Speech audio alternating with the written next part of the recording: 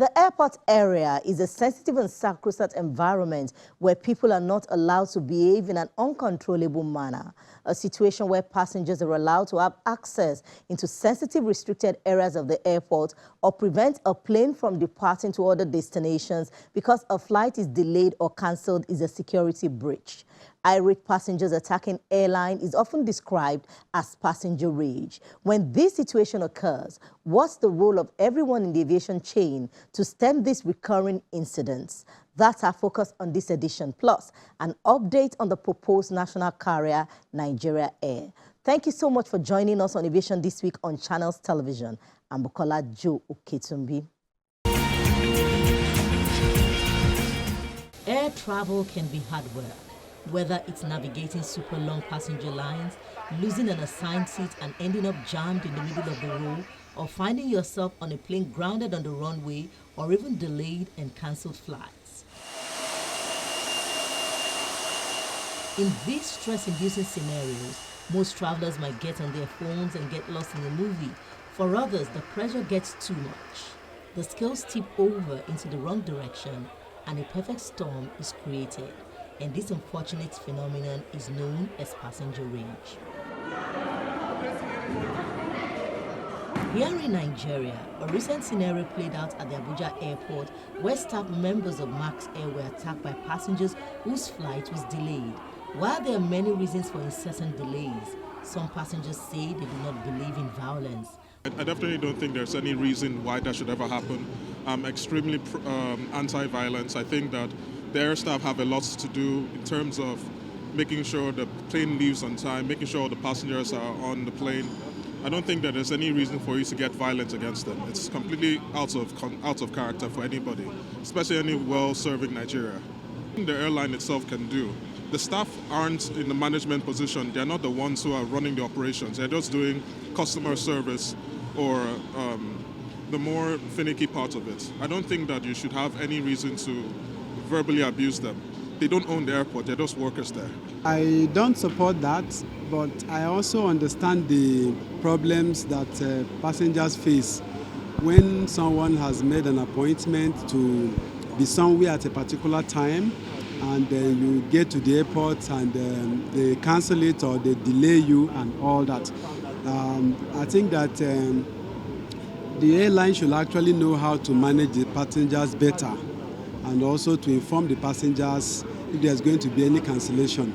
Because I also believe that some of the problems may not actually be from the airline, it may be from the airports, the people handling passengers, taking passengers out and luggages and all that. While other passengers ask airlines to live up to their billing. The personnel of any airline, but the challenge that we're having with most of the airlines in Nigeria, when you know you are going to delay the flights, communicate to the passengers early enough. For example, I'm going to Uyo, the flight is supposed to be 1:45. 1 hour to departure, you must be at the airport. We are here now, less than 30 minutes. Nobody's communicating to us. 1:30, and you are still in Lagos by now. Anything can happen. Since they are not communicating, they are just taking us for a ride. The regulators are not doing their job. What you are doing is what the regulators are supposed to be doing. They're supposed to be moving around all the airline and be able to ask questions. If passengers are complaining, they must resolve it. But the regulators are not doing their job. The Airline Operators of Nigeria, in a press statement issued by its president, Abdulmunaf Sarina, the body expressed worry over rising threats to the lives of airline staff and their properties at Nigerian airports. The AON president, however, said issues of delay or cancellation can be addressed in a civil manner without resorting to violence. The statement also reads that the unruly passengers that went after Max Air and destroyed the computer reservation systems further exacerbated the problem for other passengers going to other destinations. While these submissions are germane, what exactly can the airlines do about excessive delays? In other climes like the United States, The unfortunate scenario where cabin crew and other staff come under attack from passengers in the cabin is called air rage. The United States alone accounted for 5,981 cases of air rage, with the Federal Aviation Administration FAA stating that 72% of this figure was mask-related incidents. While in the airport. The International Air Transport Association has been collecting data on disruptive passenger behavior since 2007. The latest available data from 2017 indicated an average of 1 incident for every 1,053 flights. In 2016, IATA reported 1 incident for every 1,434 flights. In 2017, 81 global airlines submitted data for over 900,000 flights.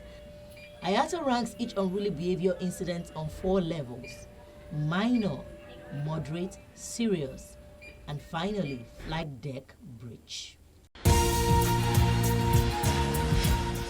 On our interview segment, the General Manager Public Affairs of the Nigerian Civil Aviation Authority, who is the industry regulator, is our guest. And he insists that no matter the level of delay, no passenger should resort to violence. This issue happen is on account of delay. Now, if you have a delay, should you not take to crime? It shouldn't be. So pure criminality. Because there are delays all over the world, I'm not justifying it, I'm not making a case, I'm not speaking for the airline. But when you have a delay anywhere in the world, do you see passengers going to fight? Do you see them destroying things? That's criminality, which straight away becomes a police affair. Well, first and foremost, we exist for the safety of that plane that carry passengers, first and foremost. Any other things we are talking about now, we are talking about passengers, comfort, value for money, secondary, but it's key also. But the main thing is that plane that carries people from one point to the other, is it safe? Is it airworthy? The people flying it, are they current? Are they qualified? Should they even be inside their machine? The environment, is it okay for safe operations? These are basically the mandate we have. Now, having achieved that, but of course it has to be continuing. Then, of course, we begin to talk of passenger comfort, value for money, which I say is secondary, and it remains secondary. Now, everybody just needs to know their role and do what they need to do. You run a service to offer you market your product, which is to fly you one point to the other, and the passenger acquire the ticket. It's your responsibility to take them from one point to the other. In the event of any other issues, some delays are necessary, which we even support on account of maybe weather or technicality. If you have an issue with your machine, you can't go because you have to be allowed to fly anyway to do that business. We will support them on that. But what needed to be done now is that if you are going to have a delay, come back to the passengers and explain to them. The process is clear. If the delay is getting longer, suspend the operation, cancel that flight, or merge it with another flight. But you must always carry along the passengers, which are the key thing. That's why you exist. And if you are not afraid of losing them, then of course you end up losing all. Now, as for passengers, that you suffer a delay does not give you a right to fight or to engage in destructive acts. That's unruly behavior. It becomes a crime, and it becomes a police affair. Police are the right agent to take over from there, arrest whoever is getting, that's breakdown law and order if you're allowed to be continued. Then, of course, take over and arrest whoever needs to be arrested and prosecute them. So we have court inside the airport. We have all the security apparatus within the airport. You have the Nigerian Police Force, you have the Nigerian Air Force, you have the Civil Defense, all other agencies, custom and other, depending on the terminal. So they are there to do their job. But what does your... Those rules as CA to set up consumer protections just as a way of helping our customer, the passengers, to solve their problem without necessarily have to take a recourse in going to court, because the court is the ultimate. If there's a breach, the place to go is court, is seek redress there. But the CA felt, no, let's help our customers, save them the cost of going to court, the time, the expenses and all the rest to get justice all over the world. So that's how we come about consumer protection. Now, if there is a delay, yes, the rules are clear, what compensatory measures are available.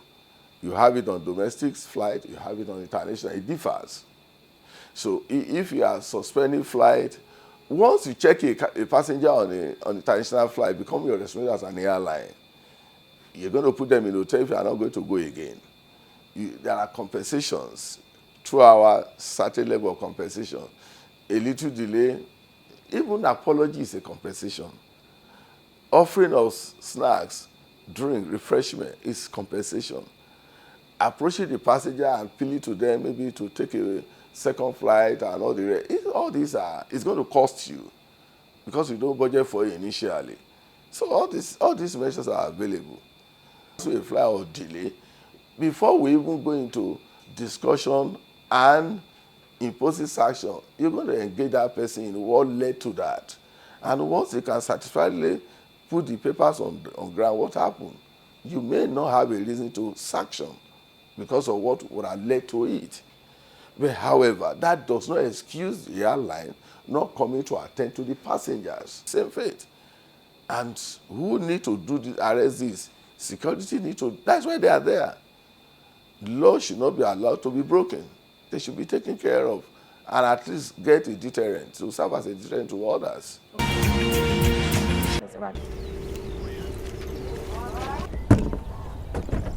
Planes loaded with supplies. Flying small planes is only a hobby for 35-year-old Rene Lorman. But now, he regularly embarks on 3-hour-long trips to Poland to deliver medical aid to victims of the war in Ukraine and to take Ukrainian refugees with special needs back to Germany. We're flying to Poland today. We have an aid shipment with us for Ukraine, mainly medicines. On our way back, we're going to take passengers with us. We'll take them to Bonhangla. These are passengers who can't be easily transported over land because they have serious health problems. Some of them are probably children. You can never be 100% sure about what to expect. You just have to see. Lorman is part of a private organization of 5 German pilots who have organized an air bridge with their planes. There are medicines for cancer patients, first aid for those with broken bones or fractures, styptic drugs and medicines that need to be refrigerated, such as insulin. That's why it has to be shipped as soon as possible.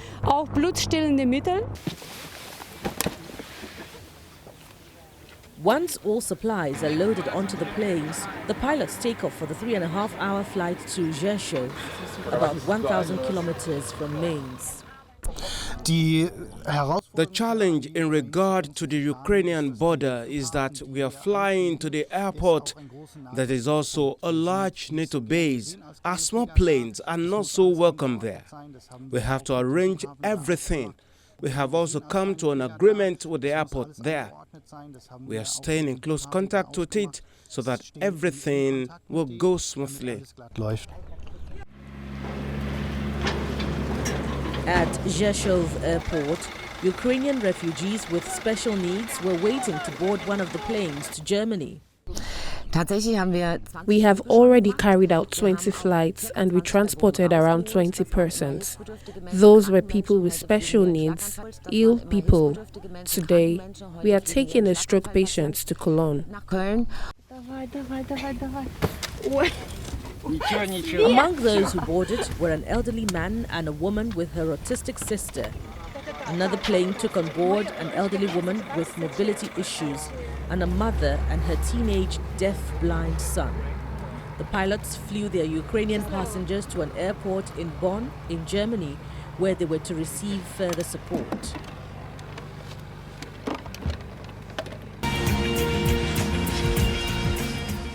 As the 2023 elections draw near, an aviation analyst has suggested that economic recovery plans should be top on the agenda of whoever is the candidate of any party.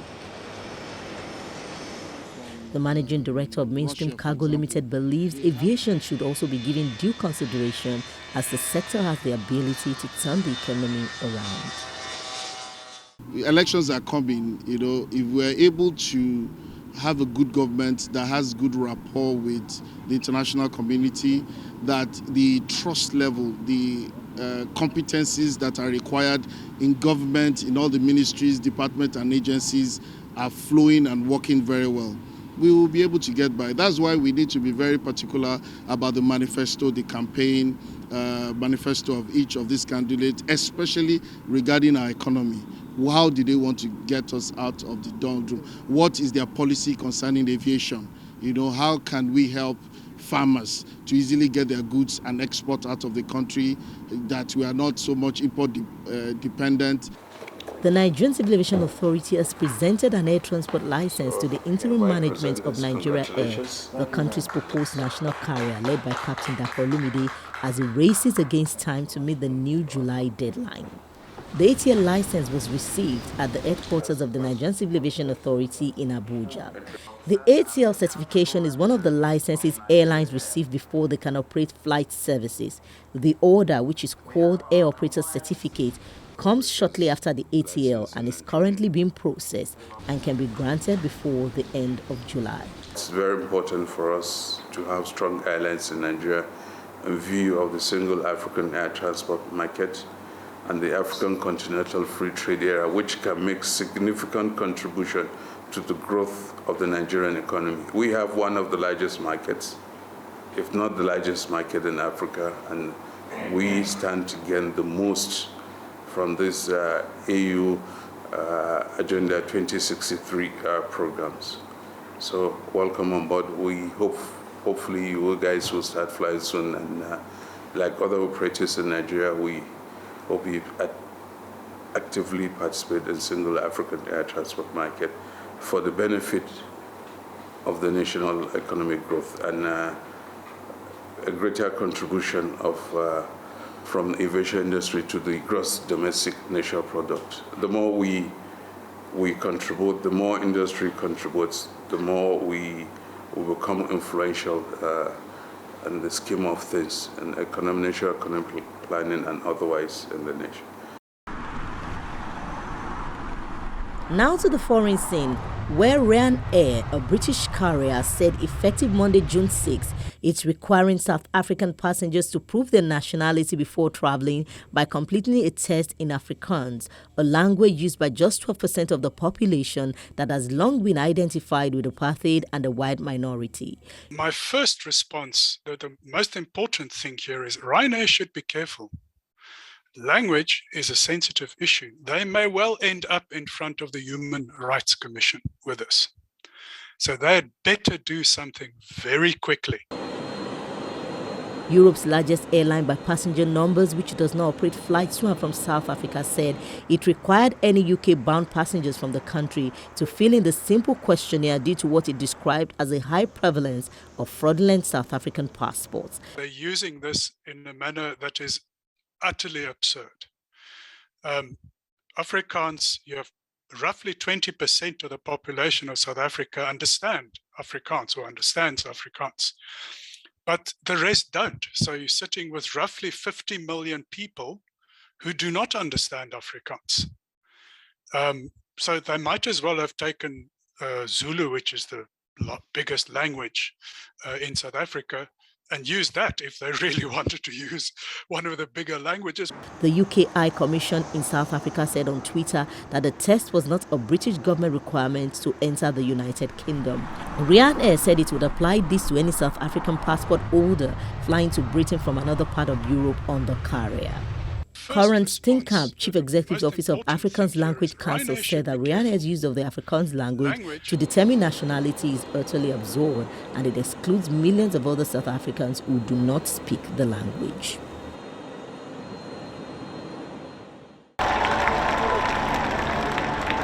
As part of the celebrations marking her 70 years on the throne, Queen Elizabeth and members of the royal family gathered at the balcony of Buckingham Palace to watch a flypast by modern and historic Royal Air Force planes. A beaming queen smiled as she watched helicopters and planes roar past, including 15 Typhoons in a 70 formation. The flypast ended with the red arrows thundering over the palace, coloring the sky in red, white, and blue.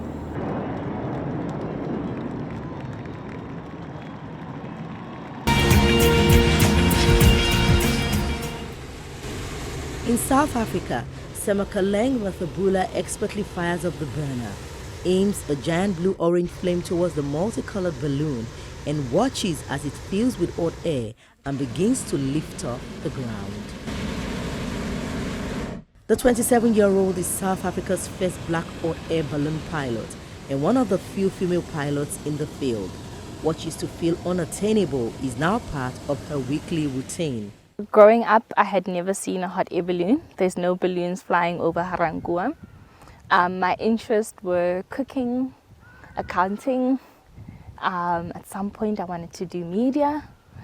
But ballooning was not something that was in reach for me. When I was introduced to the sport, it was this new and exciting field. And when I found my feet, I realized it goes beyond marketing. You found me on the field trying to retrieve and crew with everyone else. You found me in the kitchen trying to make sure the guests are eating and they're all happy.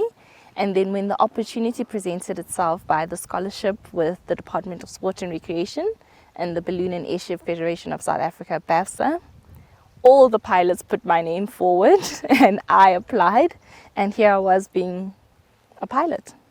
Soon, buildings grew small and she was floating over rivers and farmland, as well as the sunrise, maneuvering the balloon and taking in the view against a yellow sky. Mathabula found her way into ballooning by accident after struggling to find employment. She consulted a recruitment agency which helped her find a job as a marketing assistant at a hot air balloon tour company.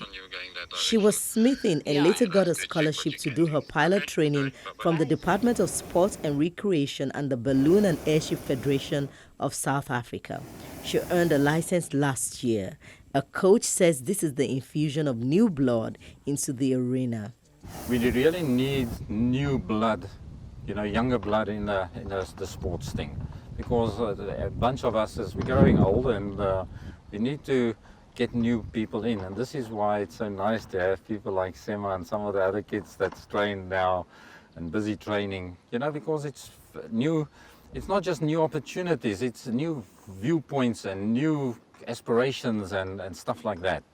And we need to be able, I think years back ballooning was a very exclusive club, whereas now it's becoming more open and open. Mathabula also says she's keen to be an ambassador for the sport and hopes to bring in more youth and diversity. She will compete for the first time in the South African Hot Air Balloon Championship in June.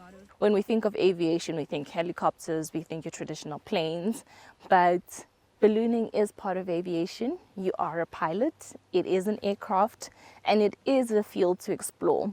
So I think that kept me going. I've always been motivated by letting people have a point of reference to something new, and it's an adventure. It teaches a lot of responsibility, and I developed a self-confidence in the sport that I would love to instill. This is where we touch down on this edition. See you next time. I'm Bukola Joe Ukitumbi.